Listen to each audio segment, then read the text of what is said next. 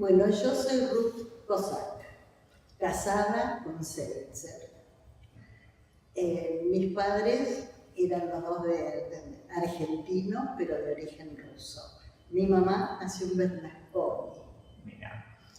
Después, como Bernasconi era un lugar, era una zona mucho más árida que Rivera, cuando mi mamá tenía 8 años, se vinieron a Rivera. Ella tenía una hermana mayor y un hermano. La hermana falleció muy joven, quedaron 3 chicos y los criaron un poco los tíos, un poco la parentela en general. Mi tío trabajaba acá en Rivera en la cooperativa, era recibidor de granos y después también se fueron a Buenos Aires. De parte de mi papá tenía 2 tíos y una tía. Mi tía estaba casada con Rosenfeld, que era de acá de Rivera. Acá tuvieron 2 hijos, vivieron muchos años, después se fueron. El hermano menor de mi papá se había ido joven a Buenos Aires, hizo su vida allá, falleció hace unos años. Y el otro tío vivía en Ludignac, que es cerquita de 9 de julio. Yeah. También se dedicaba, como mi marido, mucho a la hacienda, a las ferias, compra-venta de hacienda. Mi marido era el que se dedicaba, no mi papá. Mi papá teníamos campo y él se dedicaba a las tareas normales. ¿Y ellos cuáles eran sus nombres? Los nombres de... Mi papá se llamaba Nahum. Nahum. Sí. Cossack. Nahum Cossack. Después mis tíos era David, era el que vivía en Ludignac, Anita, que estaba acá casada con Rosenfeld, y Jacobo, que era el más chico. De parte de mi mamá, mis tíos también. Mi tía falleció muy joven y mi tío ya murió como de 80 y pico de años. ¿Y tu mamá cómo se llamaba? Mi mamá se llamaba Berta Resnick. No era pariente de los Resnick de acá. Claro. Pero claro. Y mi papá, él decía que nació en Macachín. Mira. Hay toda una historia sobre eso, porque los primeros años acá en Rivera no había dónde anotar a los chicos cuando nacían. Entonces se juntaban 3 o 4 papás y se iban a Carué a anotarlos. A Carué no había prácticamente caminos. Iban y, claro, mi abuelo en aquella época hablaba poco castellano cuando nació mi papá, que era el mayor. ¿Cómo se llama usted? Esa cosa. ¿Cómo se llama su señora? Así. ¿Cómo se va a llamar el bebé? Así. Tomaron todos los datos, le dieron un papel y le dice el hombre que lo atendió, tiene que llevar esto al médico para que se lo firme y lo tiene que traer de vuelta. Gracias, dijo mi abuelo, se metió el papel al bolsillo y como no había entendido, no fue más. La cuestión es que mi papá era indocumentado. Claro. Cuando antes empezaba la escuela no se pedían documentos, no pasaba nada. Después cuando nació mi tío, el que le seguía a mi papá, ya mi abuelo hablaba mucho más castellano, y ahí se enteró de que mi papá no estaba anotado. Claro. Pero como no sabía qué hacer, y no dijo nada, y mi papá quedó en el limbo. La cuestión es que después de muchos años se quemó el archivo de inmigraciones en Buenos Aires. Entonces un abogado le consiguió a mi papá una cédula federal, que fue el único documento que mi papá tuvo. Mi mamá tenía su libreta, todo, pero cuando salió la ley de empadronamiento femenino, mi mamá necesitaba la fe de nacimiento que estaba en Bernasconi. Ella siempre había sido Berta. Berta Resnick. se casó como Berta Resnick. Cuando llegó la fe de nacimiento de Bernasconi, se llamaba Rangel. ¿De dónde salió ese nombre? Vaya uno a saber. Lo que suponíamos es que mi abuelo habrá dicho Rugel y se lo castellanizaron y le pusieron Rangel. Y Susana Sitz, que es abogada, le hizo toda una presentación en Trenquelauquen en el juzgado y le hicieron una libreta de casamiento nueva, Claro, con el nombre que tenía. Así que hay tantas historias, tantas cosas que se pueden contar, pero... Sí, súper interesante y además como habla de una época tan distinta a la nuestra. Claro, de los mellizos estos de allá que están estudiando teatro en Bahía, un día uno de ellos me llama y me quiere hacer una entrevista, pero lógicamente telefónica porque ellos estaban en Bahía. Entonces me dice, ¿cómo fue mi infancia? Digo, en aquella época era muy distinto porque aparte, no sé si sería mi papá que era así, pero no eran cariñosos, no tenían tanta relación como hoy los hijos con los padres. Porque yo veo acá mis nietas con su papá y su mamá, es totalmente otra cosa.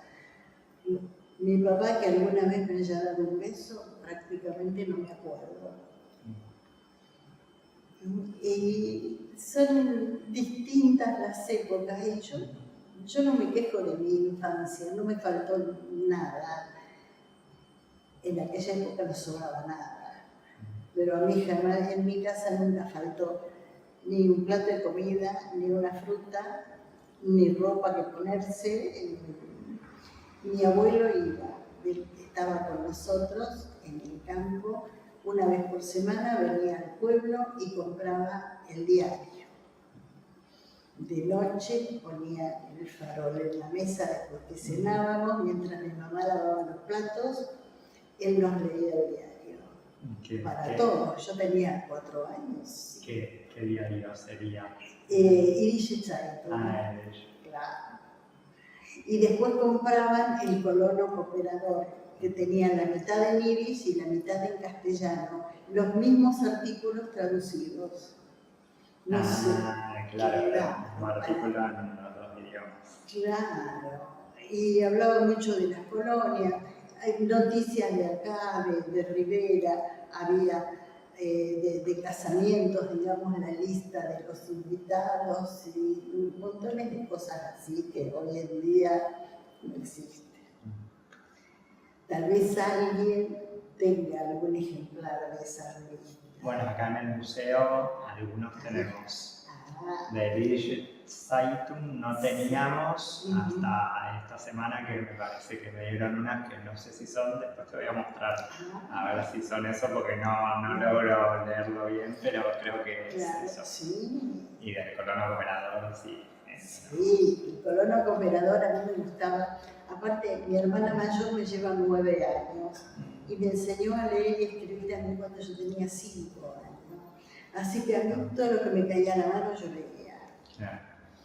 Y por eso me acuerdo tanto del Colono Cooperador, porque yo muchas veces lo leía, no entendía un pepino, lógicamente, pero leía. Sí, me gusta mucho la escena también que contás de Leyendo en Familia, ¿no? Como sí. Que traía el diario del pueblo y... Claro, no. Aparte, en mi casa, por ejemplo, a mi papá le gustaba cantar. A mamá también, pero papá era el que más cantaba. Entonces, en mi casa, claro, en el campo no había radio, porque en aquella época no había radios a transistores, seguro que no. Y él cantaba, me gustaba cantar, pasodobles, tangos, lo que venga. Y yo, ahora que empecé a ir a canto también, me acuerdo de algunas canciones y estaba buscando la letra de un vals que él solía cantar. No me acuerdo si la imprimí porque ya me imprimí varias para elegir para cantar. Pero él era Y leer siempre, todos. En mi casa todo el mundo leía. Y yo hasta ahora sigo leyendo. Yo creo que soy una de las socias de la biblioteca más viejas.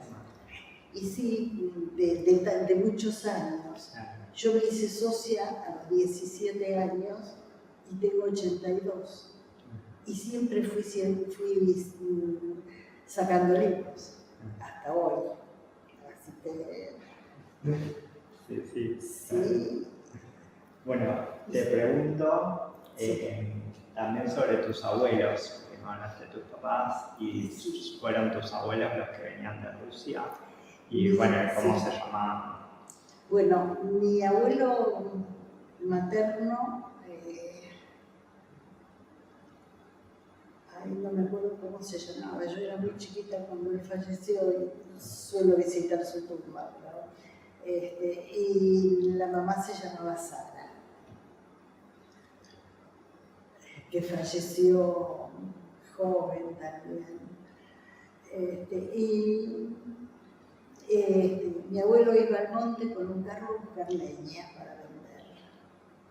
Eso fue lo único que conseguí que me diga mi mamá, porque es la que puedo contar de su familia. ¿Ellos eso lo hacían en Bernasconi o después? Y después acá. Claro. Mis abuelos maternos vivían al lado del centro de jubilados, que creo que la casa esa, que ahora vive el negro Patauer y no sé qué más, creo que era de Schulman. Ajá. Sí, ubico el centro de jubilados. Claro, sí, es la casa que sigue, está pegada, así que... pero muchos datos de parte de mi mamá no tengo, porque a mi mamá no le gustaba contarlo. Claro. Debe ser que su infancia no fue demasiado feliz, digamos. Sí. Y de mi papá sí, los padres vinieron de Rusia, se colonizaron acá, cerca de Huelva estaban. A ver quiénes estaban cerquita, había una familia casado, el doctor Glick tenía campo por ahí cerquita también,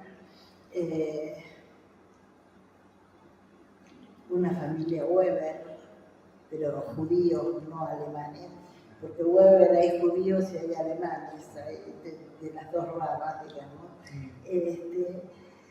Gelman tenía campo pegado al nuestro.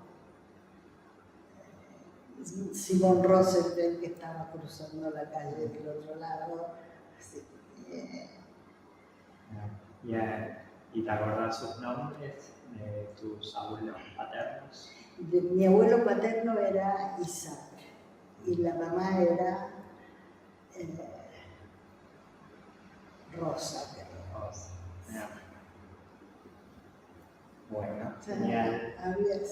¿Sabes si ellos tenían, qué opinión tenían de su patria? De tus abuelos, o sea, tus abuelos maternos me dijiste que no. No, fallecieron los dos, yo no los llegué a conocer. ¿Y de tus abuelos paternos alguna vez hablaban de Rusia? No, lo que sí teníamos en el campo europeo que era ruso puro. Y él decía que allá no se podía vivir. Sí, hablaba mucho en ruso, y a mí, lógicamente yo no lo entendía, era chica y no lo entendía nada. Le gustaba tomar vino y él decía, Kondrat se llamaba. La ilusión de él era Tut Kondrat, Tut Bachkarino. O sea, acá Kondrat y acá un barril de vino. Esa era la ilusión de él. Con eso soy feliz. Sí, con eso era feliz. Y no le hables de alemanes porque se le erizaba la piel. No, limano, no, yo no quiero ver. Mi abuelo no... Bueno, yo era muy chica cuando falleció, tenía 5 años y medio, así que tampoco tenía, digamos, mucho... Pero él tampoco estaba vino muy joven y también era como que se escaparon de Rusia, toda la familia. Y tenía, claro, mi abuelo tenía un hermano en Buenos Aires que yo lo conocí también. Pero no tengo muchas cosas para contar de mis abuelos. Está bien. Bueno, Y ya de mi familia hablé bastante. Bueno, ¿qué idiomas hablaba en tu casa? Bueno, decía... Yiddish por lo general. Yiddish. Todos, sí, mi abuelo, bueno, los maternos no sé, pero también debían hablar, por lo menos el abuelo en castellano, porque él trabajaba vendiendo leña, así que tenía que hablar en castellano con la gente. Y el abuelo paterno sí hablaba castellano, hablaba bastante bien. Está bueno lo que nos habías contado antes de empezar a grabar, si querés volver a contar. Sí, porque él nos hablaba en Yiddish. Y si nosotros le contestábamos en castellano, decía Verstehen, entonces lo entiendo, yo lo entiendo. Pero hablaba castellano, él se arreglaba, venía a Rivera, hacía las compras, todo, pero en casa tenía que ser Yiddish, si no, no contestaba, no entiendo.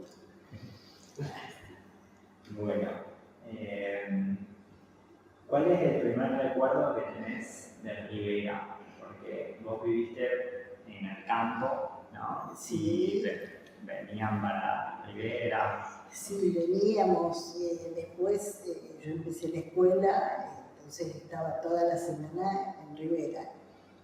Mi hermana mayor empezó a trabajar en la cooperativa y la hermana que le sigue, cuando se inauguró el instituto, empezó a hacer la secundaria. Y yo empecé la escuela, teníamos en el mismo patio, te puedo decir, primero vivíamos enfrente de donde hoy vive Pancho Yagarowski. Pero Pancho ya no está, pero Raquel sí, enfrente vivíamos. Pero ya la casa esa no existe tampoco, alquilábamos. Después nos mudamos a la casa del abuelo de Susana Sitz, que era carpintero.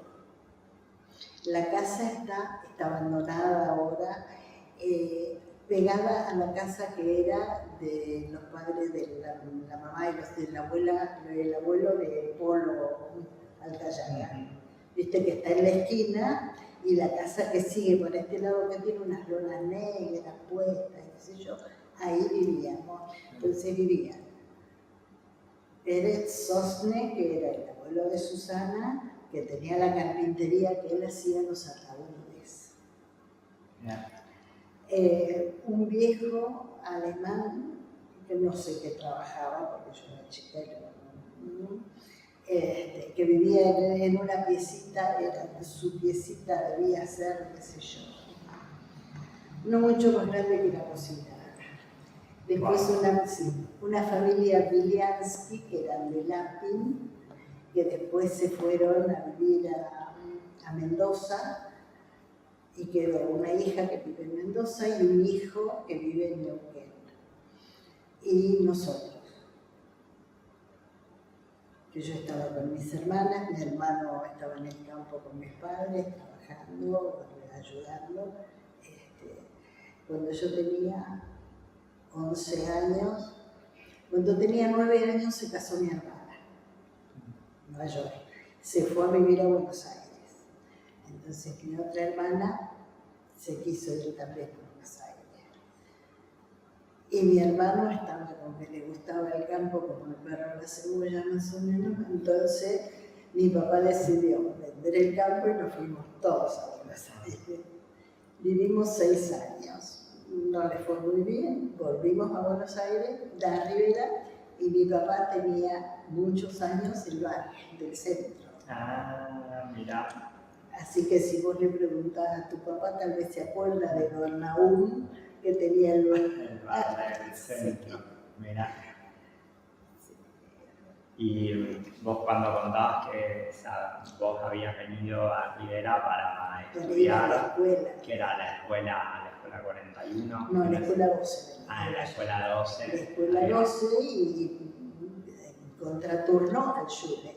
Y mientras tanto tu papá se había quedado en el campo. Sí, ellos se quedaban en el campo y yo estaba con mis hermanas acá. Claro, cuando mi hermana mayor se casó, yo estuve de pensión lo de mi tía, lo de los Rosenfeld, un año, y después nos fuimos a Buenos Aires, así que volví, tenía 17 años, así que ya era todo muy distinto. Bueno, ¿cómo era un día típico en tu infancia?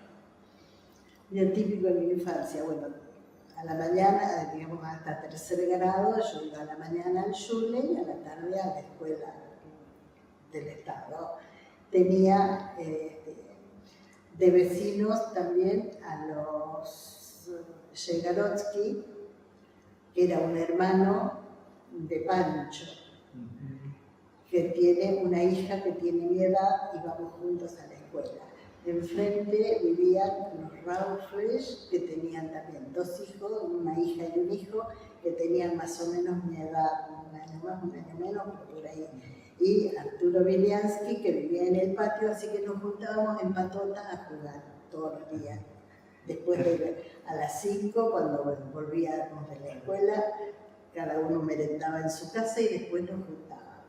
Bien. ¿Y el lugar donde jugaban era...? En el patio, sí, porque los patios eran siempre grandes acá, así que podíamos jugar en el patio, a veces en la vereda, a veces nos peleábamos y nos separábamos por ahí, como lo normal de todos los chicos. A la escuela íbamos todos juntos, eso sí, nos juntábamos, éramos los Raufresh, Arturo, Silvia y yo. Éramos 5. Había partes que ahora están muy construidas, todo, pero había partes que eran patios abiertos que cruzábamos así, donde se trataba. Bueno, ¿sabes cómo era la relación? O sea, en el campo cuando estaban allá en Huelgo, como que era como una colonia, o sea, o estaba cada uno más en su campo. Cada uno en su campo, pero por ejemplo, Simón Rosenfeld tenía la casa a unos 500 metros más o menos. Tenía yo un primo de Rosenfeld que tenía un año más que yo. Así que a veces venía de la casa y jugábamos, y si no, yo iba a la casa de él y jugábamos los dos. Claro, bueno, justo. Pero claro, era poco el tiempo que estábamos en época de clase, porque en aquella época los sábados también había clase. Así que tenían también el sábado. Claro. ¿En la escuela hebrea o en ambas? No, en la escuela hebrea el Shabbat no. Claro, sí. Pero en la del Estado sí. Entonces, bueno, después de varios años, no me acuerdo si yo iba en cuarto, creo, cuando se sacó la clase del sábado. Entonces el viernes venía mi papá con el carrito, nos mudábamos al campo y el domingo a la tarde nos mudábamos de vuelta para acá.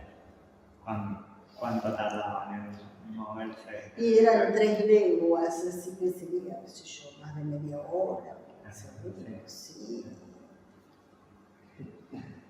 Bueno, ¿alguna anécdota por ahí que se te venga a la mente de la vida social en el...? Nos visitábamos con los vecinos, si había algún acontecimiento, había un casamiento, había un cumpleaños, lo que sea, nos juntábamos a los vecinos. La verdad que para los casamientos se armaba una carpa para todo, porque las casas no eran tan grandes.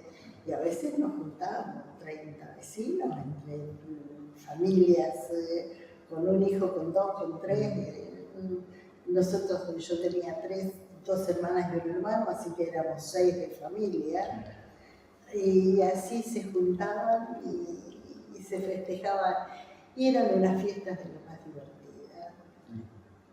Y había, como para imaginarme la dinámica de las fiestas, había, porque por ejemplo hoy uno pondría música en un parlante, pero...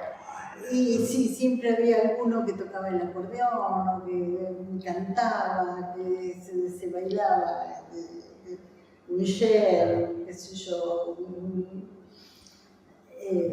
La música judía estaba muy presente siempre, porque prácticamente todos los vecinos eran judíos.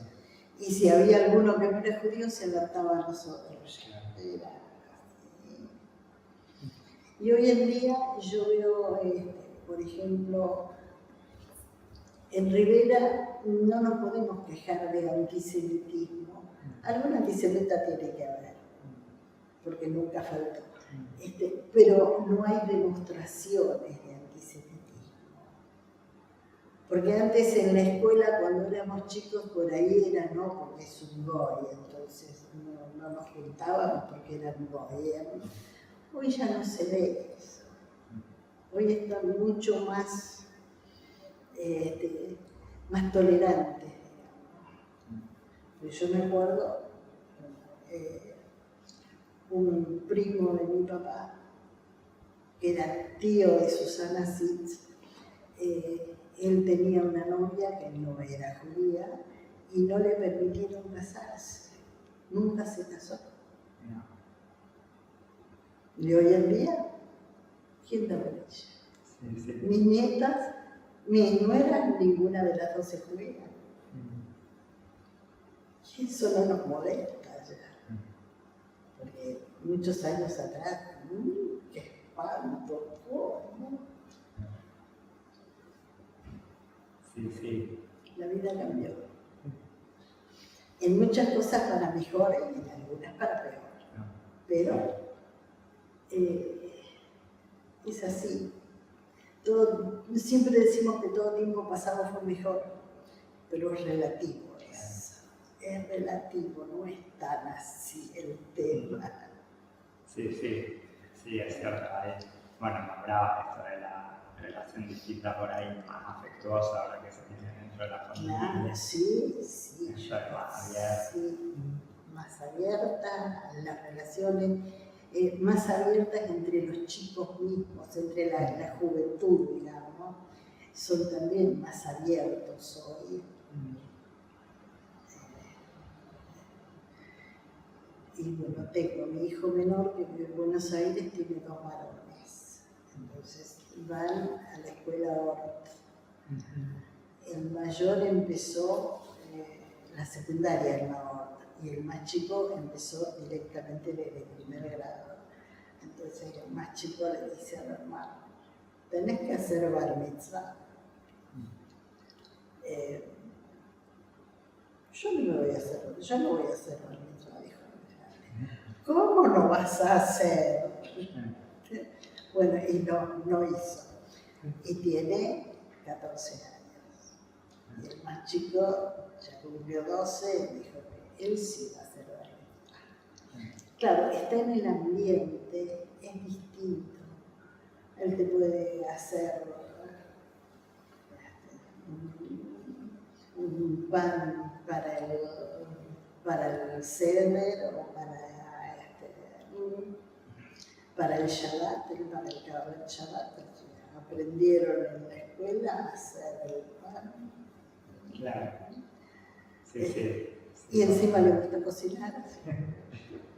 ¿Y tenés, por ejemplo, recuerdos de tu hermano? ¿Tu hermano hizo el bar mitzvah? No. ¿O era...? No, en aquella época se usaba muy poco hacer. Tampoco era tan común. No era tan común, salvo algunos en especial que eran más, digamos, más religiosos, o que cuidaban más.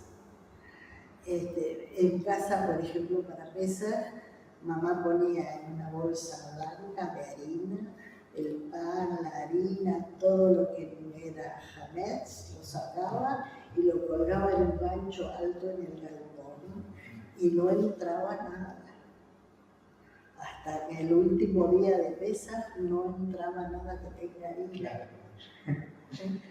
Y nosotros hoy, el primer día se cenan, bueno, antes en mi casa, después ahora yo preparo el pescado y algo más y cenamos en casa de mi hijo. Pero si no, y se come matze el primer día. Después seguimos con paz. Sí. Y en eso, tus dos padres eran religiosos, ¿qué vínculo tenían con esto? Mi mamá era muy creyente. Ella dejó de prender velas el viernes cuando primero falleció el cuñado y la hermana quedó con 3 chicos, muy chicos, porque el menor debía tener 4 años. Después falleció ella y los chicos seguían siendo chicos nomás porque tendría, no sé, el menor que falleció hace 2 años creo en Israel, tendría 8 años. Y ella dijo, si Dios pudo permitir que esos chicos se queden solos así, yo no le voy a prender más velas. Y no prendió más velas el Shabbat. Pero después sí, ella era creyente, mi papá no, mi papá le daba lo mismo. Me acuerdo sí venir acá al Shil para las fiestas, el Shil estaba lleno, las mujeres todas arriba y había a veces que había algunas en doble fila porque no cabían todas. Arriba había sillas. Sillas todo alrededor, había sillas. Y se pagaba por año, como se paga la Keilah hoy, y las sillas por lo general atrás tenían un cartelito con el nombre. ¿Quién era? Sí. Claro, de quién era la silla. Y me acuerdo, mi mamá se sentaba por la mitad de aquel lado.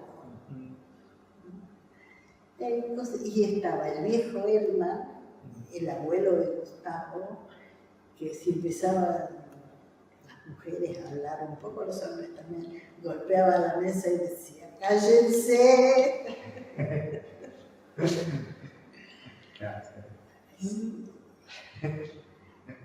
Y había un Seltzer, pariente, pero no te puedo decir exacto el parentesco de la familia, digamos, Seltzer, que él hacía toda era el Hazán de las fiestas siempre. Y en general iban al Chile en Pesach, Rosh Hashanah y Yom Kippur, o iban muchas veces a No, en Rosh Hashanah, en Yom Kippur, sí íbamos. En Pesach no se va al Chile, se festeja el Seder en casa. Se festeja el Seder en casa. Pero al Chile sí, yo me acuerdo que íbamos. Mi mamá, llueva, truene, caigan barretas de punta, ella tenía que venir al Chile.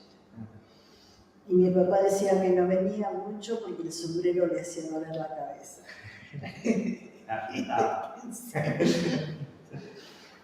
Bueno, sobre la Yiddish, ¿decían algo? ¿Tenés recuerdo? Mira, sí, mucho no, pero mi abuelo solía decir, después mi papá decía lo mismo. La Yiddish sí fue muy buena la iniciativa del varón, mi Hirsch, pero el problema eran muchas veces los administradores que habían.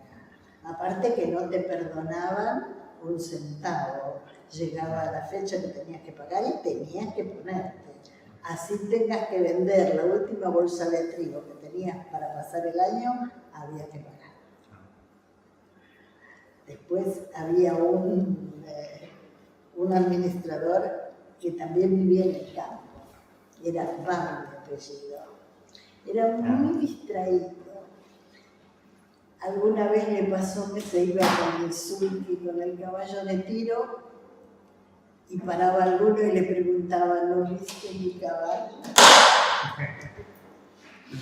Se cayó un caballo de un colono a un pozo y lo fue a ver al viejo para que les prestara sogas para poder bajar, sacarlo del pozo. Bueno, voy a escribir a París a ver si te puedo prestar. Claro. Eran esas cosas insólitas. Entonces le dijeron, sí, pero va a escribir hasta que la carta vaya y vuelva, el caballo se va a morir ahí. Ah, tenés razón. Entonces le dio razón. Son algunas de las anécdotas que me acuerdo, porque tampoco me acuerdo tanto de cuando estábamos en el campo. Sí, sí, bueno, pero son muy ilustrativas. Sí. ¿Cómo crees que se adaptaron a la vida del campo? Y mira, les costó mucho. En la segunda oleada de colonización, digamos, ya cuando vinieron tenían, aunque sea un ranchito, pero tenían algo donde vivir. Los primeros vivían en la semiarca, cavaban como un pozo que lo techaban y ahí vivían, hasta que se podían hacer una casita. Después, a los que vinieron, digamos, la Segunda Guerra, les daban una vaca con un ternero, un caballo, un arado. A los que vinieron antes de las guerras, en la época, digamos, de los pogroms en Rusia, es muy poco lo que les daban, entonces fue mucho más difícil que se adapten. Claro, sí.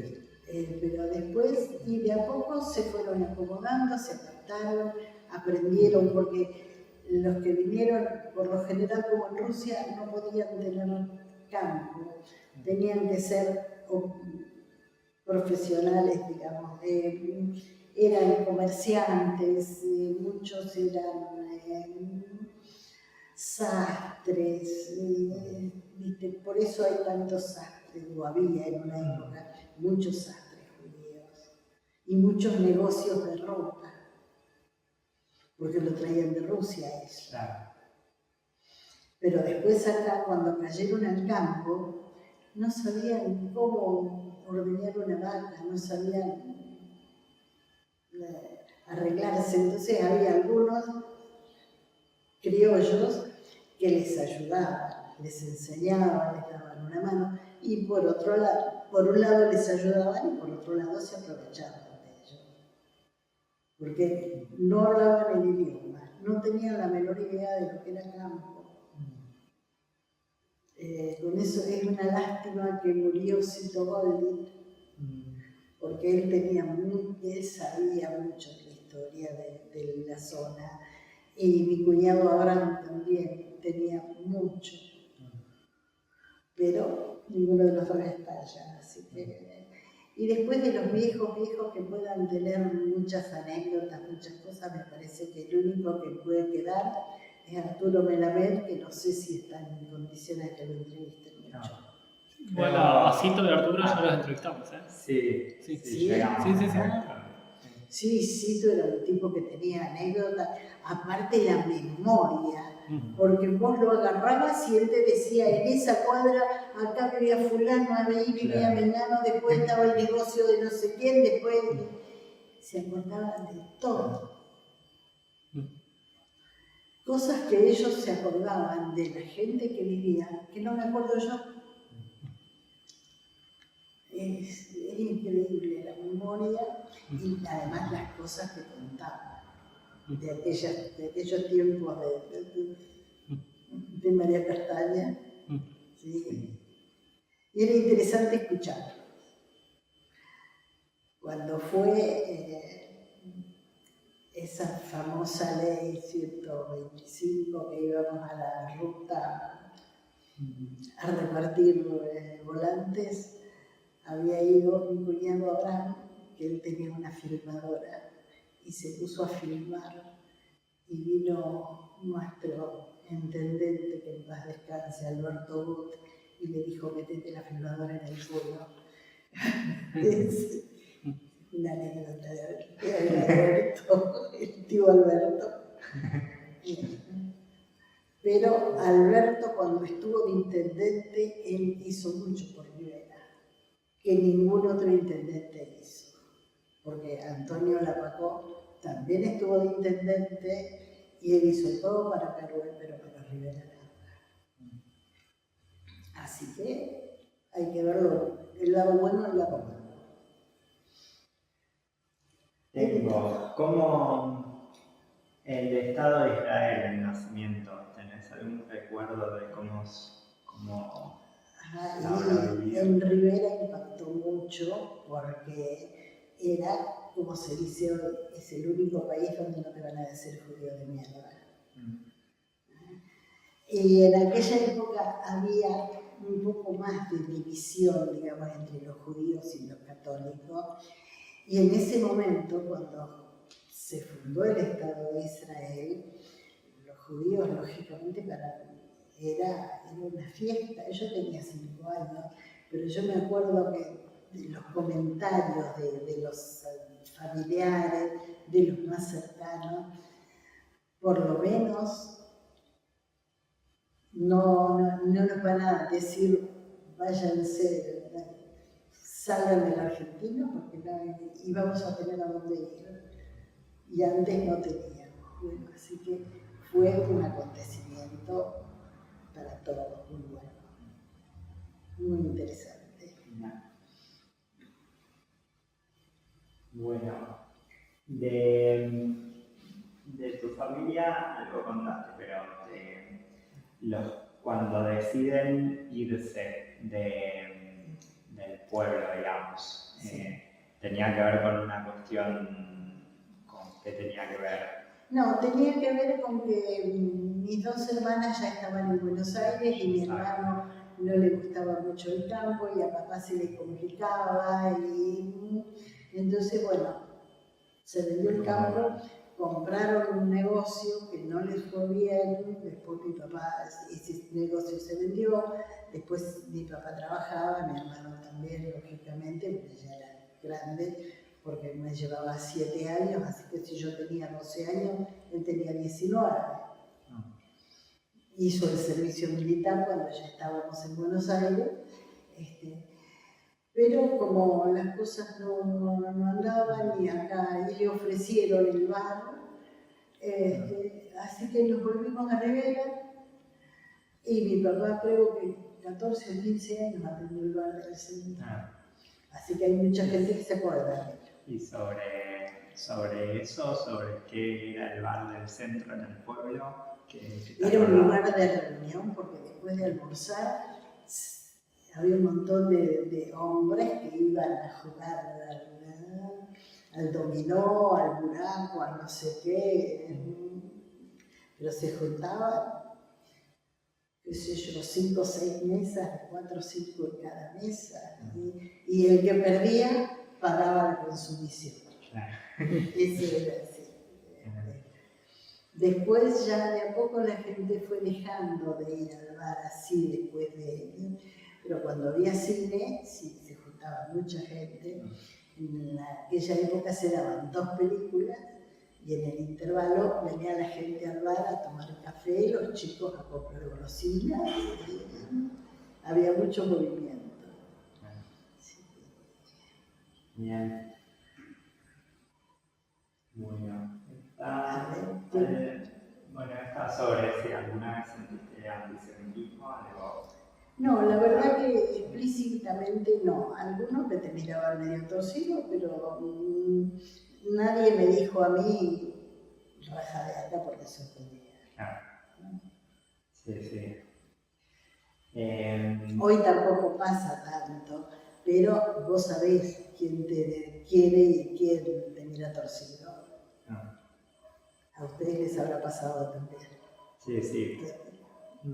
Sí, pero bueno, es cierto que comparado con otros lugares y otros momentos, como que la verdad que como que hay una buena convivencia.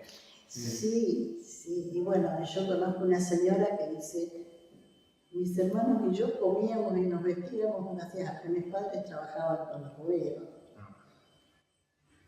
Así que, claro, la convivencia era distinta. ¿Sobre el Mercás o sobre la escuela hebrea? ¿Querés contar? Mira, la escuela hebrea, en aquella época al principio nos enseñaban más yiddish que hebreo. Después ya el Moré empezó a darnos más hebreo y teníamos un libro en yiddish y un libro en hebreo y había que hacer los deberes y había que estudiar y había que...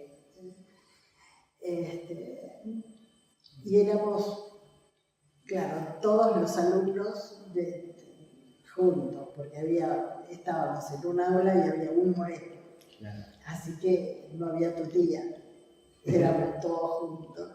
Entonces teníamos, por ejemplo, algunos que teníamos 8 años y otros que tenían 10 y íbamos todos juntos y aprendíamos más o menos lo mismo. Y a veces aprendíamos y a veces nos hacíamos los osos y todos aprendíamos nada igual. Pero yo tengo buenos recuerdos del Shule, en general. ¿Cuántos serían? ¿Cuántos estudiantes habría, más o menos? Y habría 10, 12 más o menos. Sí. Claro, a la mañana, por ejemplo, y a la tarde había otro tanto. Claro, porque era... Y hoy, no sé, pero hoy prácticamente hay más Goyen que de la colectividad. Y hay no son tantos, 5, 6, capaz. Pero bueno, Existe que es lo importante, que siga. Sí, Hay que esforzarse para que la Keilah siga, para el Shule siga, porque tenemos que seguir viviendo como colectividad. Sí, tal cual. Tengo de cuando Rivera cumplió 50 años. Claro, cuando cumplió 50 años nosotros estábamos en Buenos Aires. Claro. Y mi hermana, la mayor no, estaba casada, ya tenía un chico, y la segunda se estaba por ir a Israel y vino acá a despedirse de la familia, de los amigos. Entonces vino para el cincuentenario de Rivera. Y después se fue a Israel y sigue estando en Israel. Claro, y yo tenía 12 años. Así que hace 70 años que mi hermana se fue a Israel. Sí, después para el 75 sí estábamos acá. Me acuerdo de los desfiles, las carreras cuadreras que se hacían de la plaza, de una cuadra antes hasta donde termina la plaza, que ahí estaba el alambre, no sé qué miércoles, con la sortija. Claro. Mira, claro, y esa calle era de tierra. Claro. Y si la calle la primera calle se empezó a asfaltar cuando Leo tendría 3 años, tiene 60. Así que hace unos cuantos. Sí. Fue la primera calle. Y después se fue agregando. Y aparte después se arregló la plaza, se cambió el mástil para adentro. Son muchas las cosas que fueron cambiando. El bulevar, por ejemplo, tenía muchos árboles, ahora no tiene nada. La plaza de la escuela 12, cuando yo era chica, era un baldío. mira. Claro, y estaba la escuela enfrente, así que Claro. después se la fue haciendo, se plantó árboles, se hizo los maceteros se hicieron más adelante, lo mismo que en la otra plaza, también pasaron años hasta que se hicieron. Cuando yo iba acá todavía, se fundó la escuela agraria, el instituto Mariano Moreno, que entonces dependía del colegio de Caruel. Me quedé con lo de el bulevar con árboles. Sí. Hubo cuando se sacaron los árboles fue para hacer como una vereda o... Claro, sí, como está ahora. Y lo mismo que camino al hospital, había muy poquitas casas llegaban al hospital. y había unos pinos enormes, enormes. Y de noche le daba terror caminar por esa calle porque no se veía nada, ni me acuerdo si había alguna luz puesta. Bueno, hay ¿Qué más? las últimas dos. Sí. ¿Qué no podría faltar en un museo de acá, de la comunidad y de Rivera?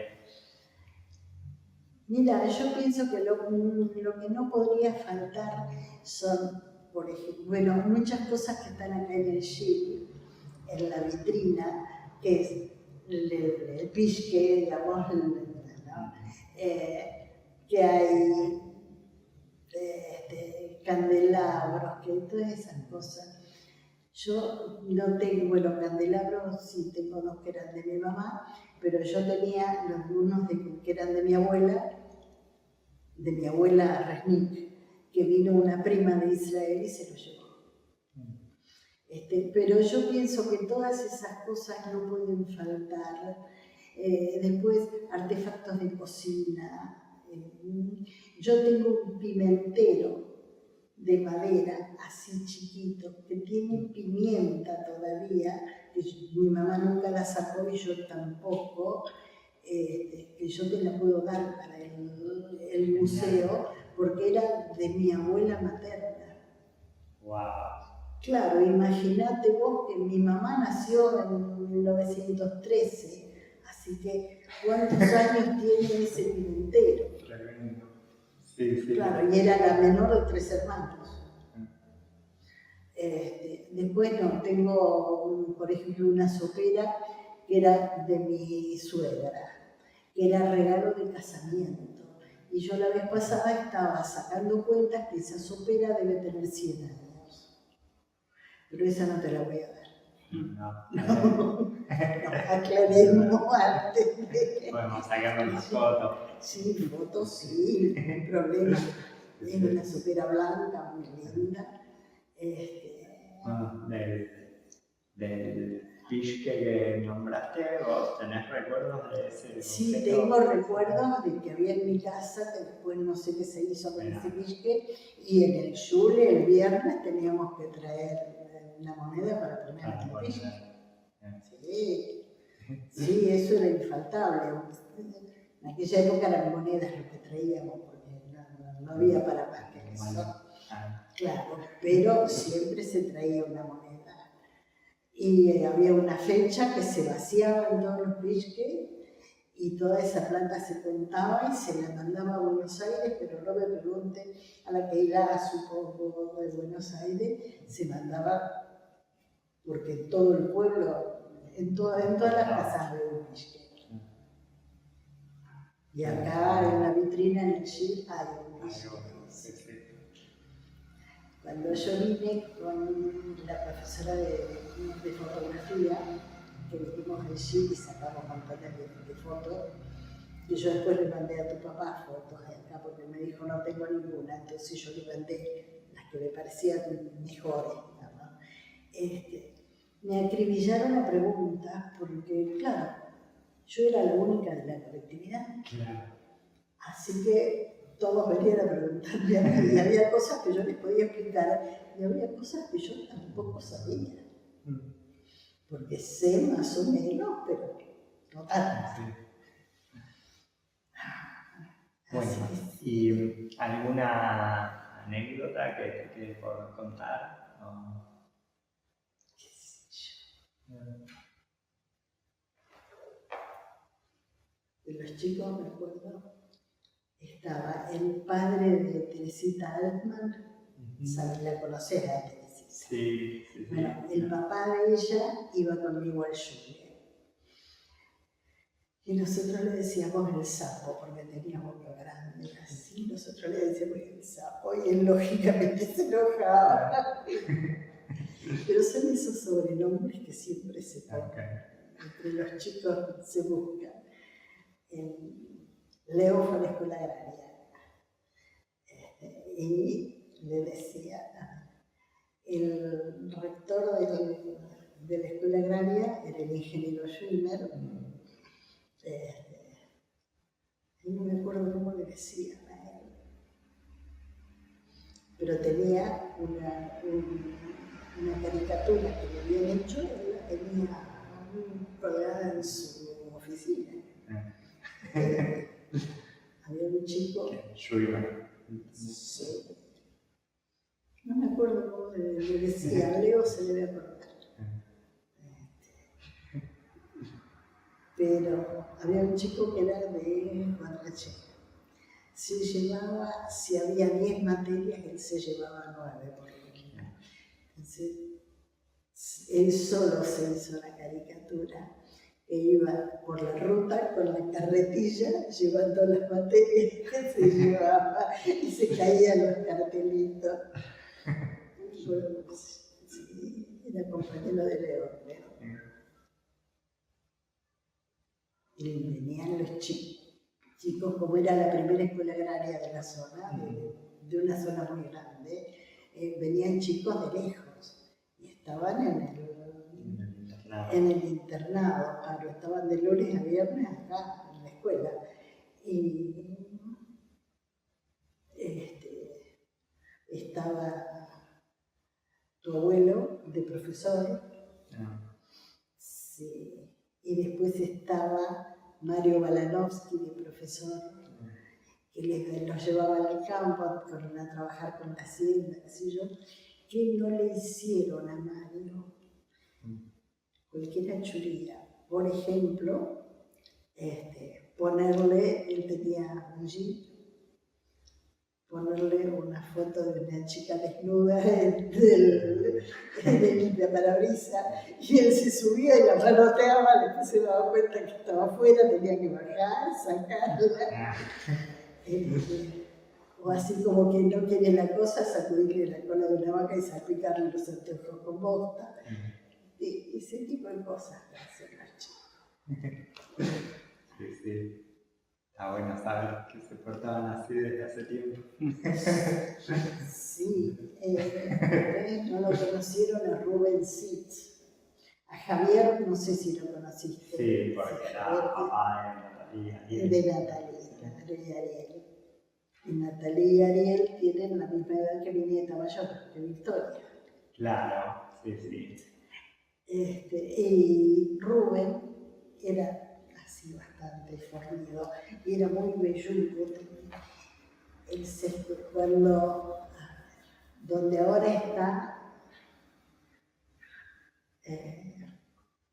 Mundogar, Sí. en la esquina, ahí funcionó un tiempo el instituto.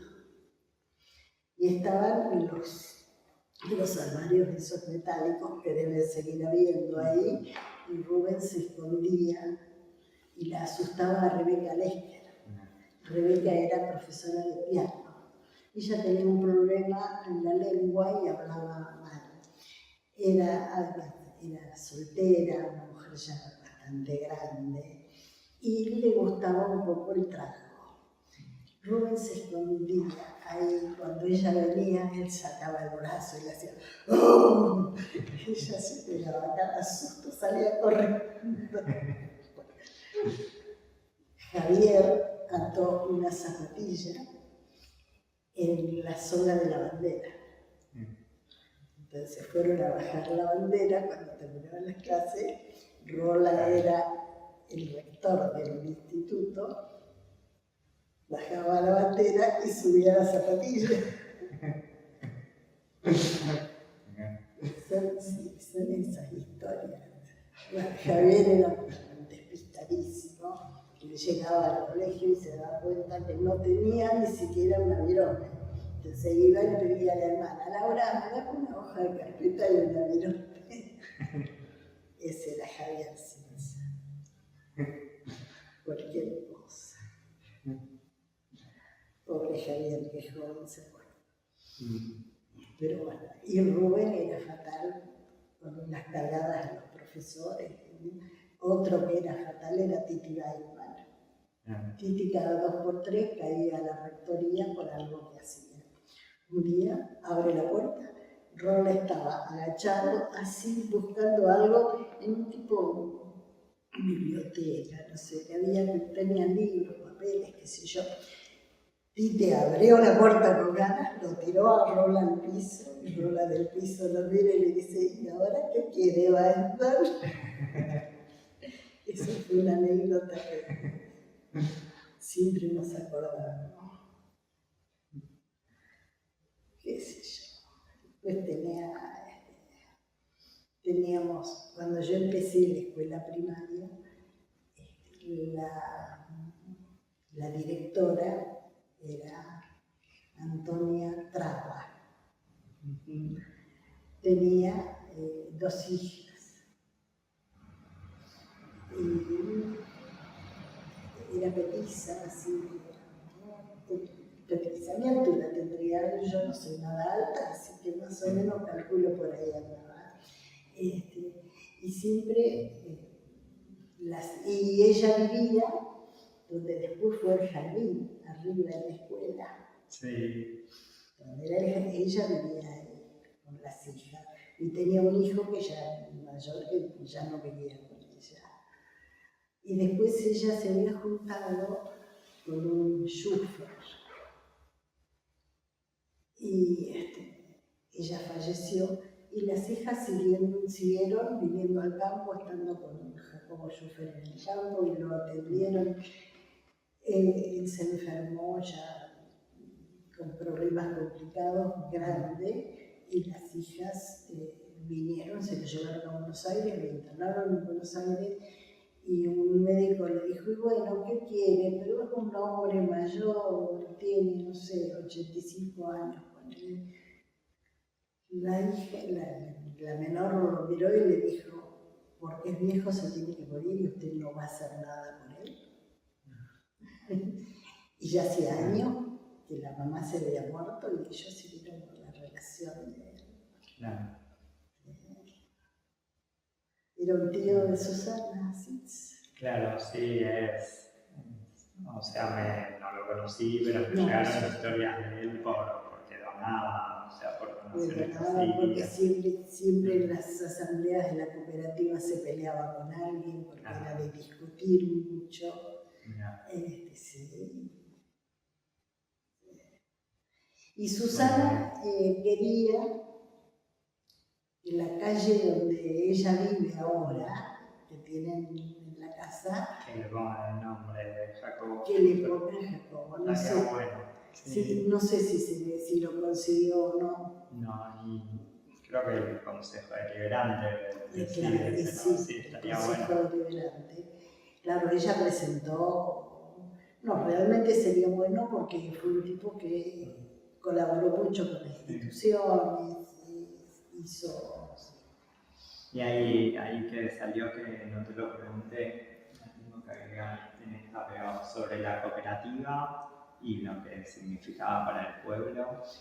Mira, para el pueblo significaba mucho, era así, la cooperativa y el negocio de Karavelnikov, era lo más importante. Claro, para los socios de la cooperativa era el lugar donde hacían todas las compras, porque era almacén, era frutería, era tienda, les compraba el cereal, vendían hacienda, era todo por intermedio de la cooperativa.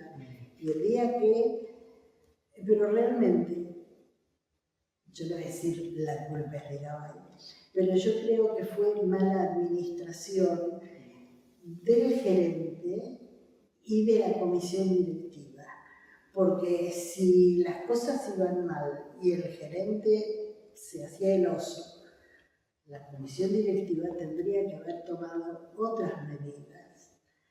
No sé qué pasó, yo no me voy a meter en ese tema porque no lo conozco en profundidad, debe de haber gente que realmente te puede contar de qué se trata eso. Pero la cooperativa fue muy importante para el pueblo y realmente en una zona muy grande son muy pocas las cooperativas que quedan.